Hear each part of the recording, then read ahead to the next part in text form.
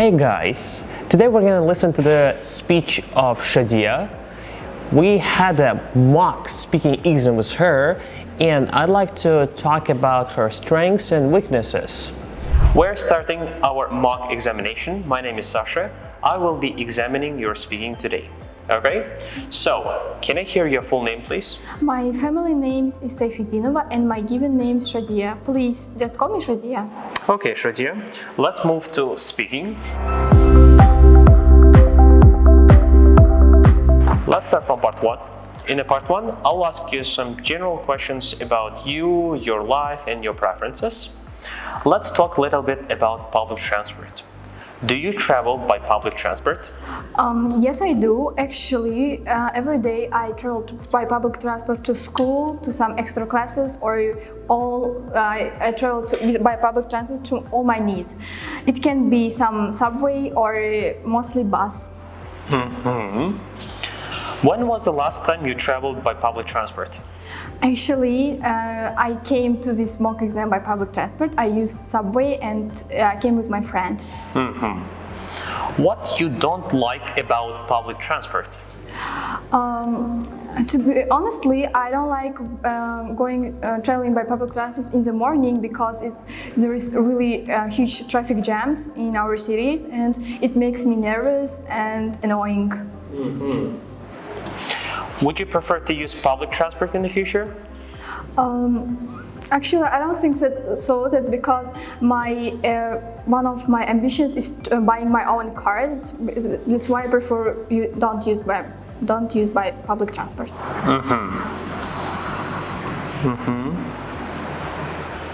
Okay, thank you very much. Let's talk about staying up late. Do you sometimes go to bed late? Definitely, I sometimes go bed late, actually twice or three times a week, because now I'm preparing for securing a place to the university. That's why I have too much homework, some extra lessons. That's why I don't have any time to sleep more. I see this. What do you do when you stay up late? Actually, whenever I stay up late, I try to sleep more in the morning because my organism needs to sleep at least 8 hours a day in order to be energetic, in order to do all my plans for a full day. I see this. How do you feel when you have stayed up late the night before? Honestly, I feel a little bit tired for the full day. I'm not really motivated. I don't want to do anything, and I always tell myself that if I don't do it, I will not get a success in the future. That's why I make myself to do something. Thank you very much. So let's move to part two. In part two, I will give you a cue card. You will have 1 minute to prepare, and you will have to speak for 2 minutes. Okay? And pencil. You can make notes. All right.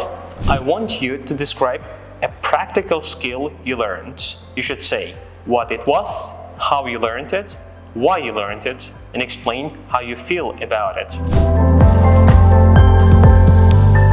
You can start.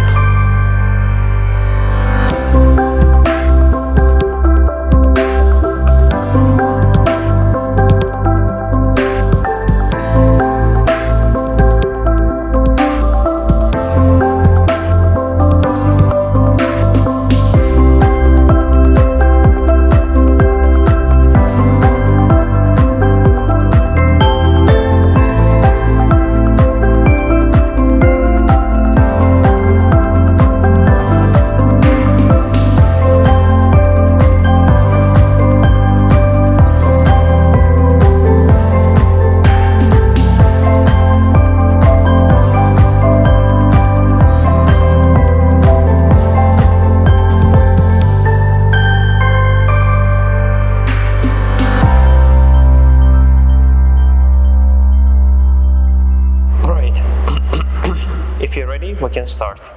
Okay. year ago, I've learned how to speak in a public because it was my somehow fault that I cannot always speak in a public. I feel nervous, I lose my concentration, I forget my speech actually. And my best friend, who were a major student at the university, helped me a lot in order to improve this skill, because I wanted to make a present for my father and throw a party for him in order to spring a surprise on him in his birthday and make a public speech in order to show to him that I can do whatever I want. It doesn't depend on how it's difficult, how it's challenging for me. So my friend has really helped to me to improve this fault, and in the same way I asked my teachers, who were leading authorities and distinguished scholars, to help me, to give me some points how can I improve it, some speeches, and to give me some feedback. I trained it a lot around the months. I trained a lot. I go to some marathons. I try to speak with someone which I don't know, and it's after all of these practices I could achieve the success. And when my father's birthday came, he didn't know about anything. And when I was in a public and spoke about him, he was really shocked. He was really happy, and that I can I can improve my fault. I can do what I want, and he helped me to understand as well that whatever is for instance, what kind of difficulties it was, I can do everything. Just I should want it, I should train, I should work on myself and practice. Okay, thank you very much. So, can I have a cue card? Yep, thank you. Sure. Thank you very much. This is the end of part 2. We're moving to part 3. In the part 3, I will ask you some more general questions, but the questions in the part 3 will be related to the topic of part 2. Okay? What do you think? What age will make it difficult for a person to learn a skill? In my point of view, the age more than 20 can be a little bit difficult for people learning some new skills, because their mind is not as ours, for instance, and they are not so energetic, they are not so motivated to learn new skills. They think that they've already seen everything in their life, mostly. I see this. Will the age of 5 or 20 be better at learning new skills?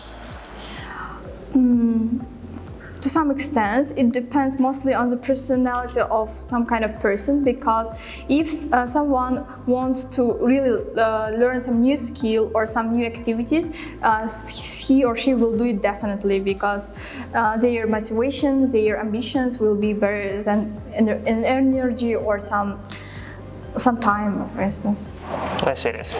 What's the difference between children learning what they like and learning what they have to learn? Okay, for instance, when children learn what they really like, what they really wish, they will learn it with a passion, with interest, and it makes the work or the process of learning better and faster. If you compare it with children with what they are learning, they don't want to do it, they will do it because they have to, and that's all. It will not make their process of working, their time interesting, and the result of work will not be as successful as it was when they wanted it. Okay, and the final question of part 3. Do you like to learn new skills? Of course, I like learning new skills, because whenever I learn new skills, I always proud of myself that I've learned something new. I improved myself. I got something new from this life, and I'm improving and getting success, improving, not staying in one place. I see this. Thank you very much. This is the end of the speaking examination. Alright guys, we have listened to the speech of Shadia, and I guess it's high time we gave her one of the best feedbacks. And we'd like to talk about her fluency and coherence specifically. I liked everything there. she was super clear, everything was super understandable, but would like to talk about her hesitations. Unfortunately, she had sometimes hesitations, and I can attribute them to the choice of vocabulary, because she wasn't very much sure which word to use, or she was hesitating and repeating and correcting herself. It's not that much bad, it's not something very critical, but I would really say that in a natural conversation with a native, you wouldn't see it as much as she had during her speech. Talking about how she was extending and giving some full response, I really liked it. She was giving very detailed descriptions to her answers. Linking words, there were a lot of interesting linking words and fillers, and they were used naturally, so I didn't have much of a hesitation about linking words, fillers, except for the very moment when she was actually pausing and correcting herself.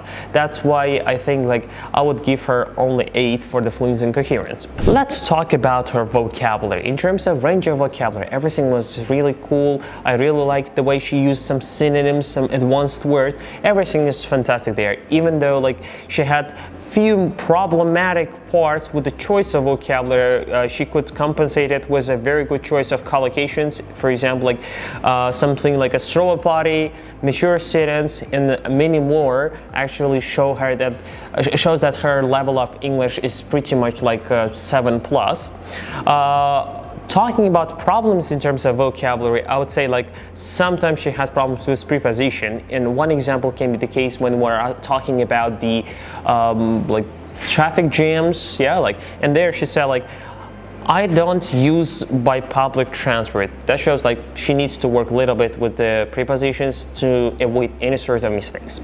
Also, would like to talk about word choice. In her response, she said my organism needs blah blah blah blah.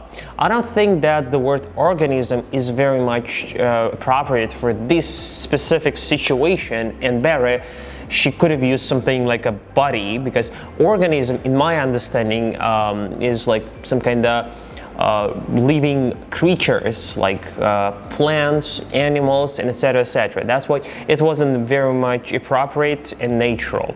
Also, she had some few problems with expressions. One example can be to some extent. If you don't know what does it mean to some extent, it's not used in this way. We prefer to use this to some extent, and we use when we're saying our, let's say, agreement or our opinion or the information we're listening to is true partially.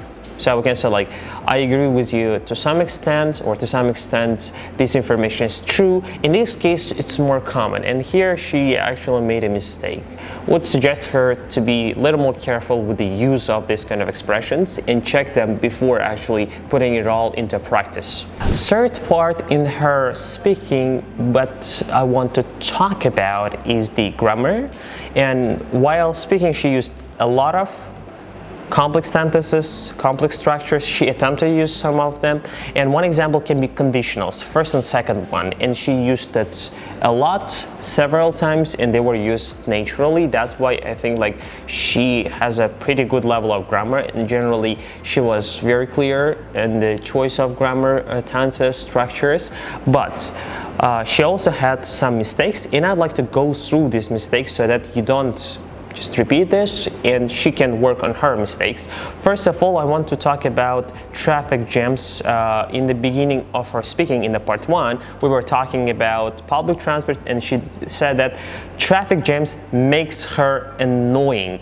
I guess the word annoying is not that much appropriate here. She should have used something like annoyed. That would be more more correct way to say that. Also, in the part 2, she had several cases when she was actually confusing past and present. One case was in the beginning when she said last year I've learned. Of course, present perfect I've learned is not usually used with exact time last year, and better she could have used something like past simple or other tenses. At the same time, she continued her speech saying I can't speak in public, I lose my concentration, forget my speech, but these are all present tenses. Instead of these present tenses, as I believe, she should have used it past perfect tense. It's like had done, and she could have said like, I had lost my concentration, I had forgotten my speech before I actually learned public speaking. That would be a better option. Also in the part 3, she attempted to use very good structure, saying like blah blah blah, as successful as it was when they wanted. You can just go back, watch this moment, and you will hear this. And here she made a tiny mistake with the use of conditionals. Yes, instead of was, she should have used like I could, like it could be, or it would be when they wanted. I guess this is more natural and appropriate way to use it.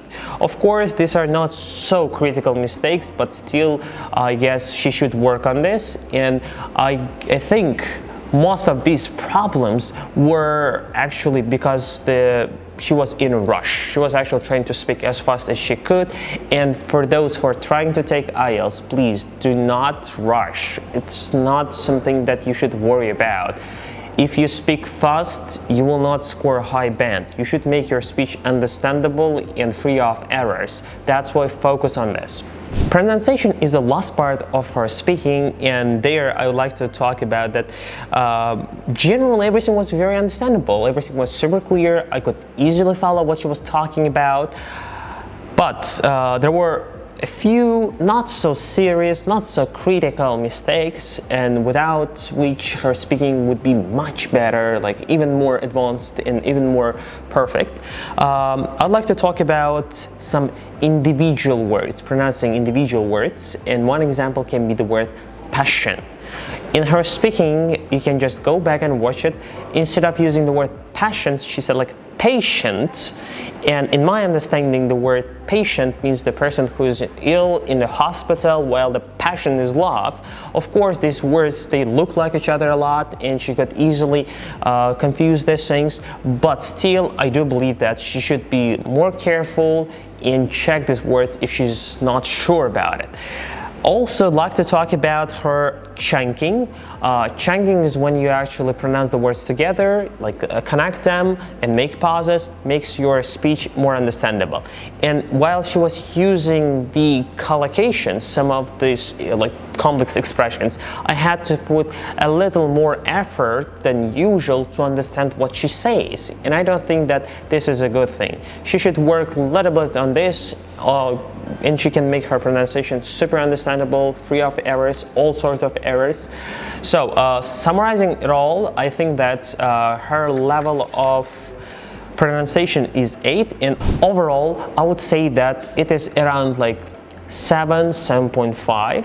I cannot give her a strong 7 or strong 7.5 because like her speaking and what she has shown, like language there, was more than 7.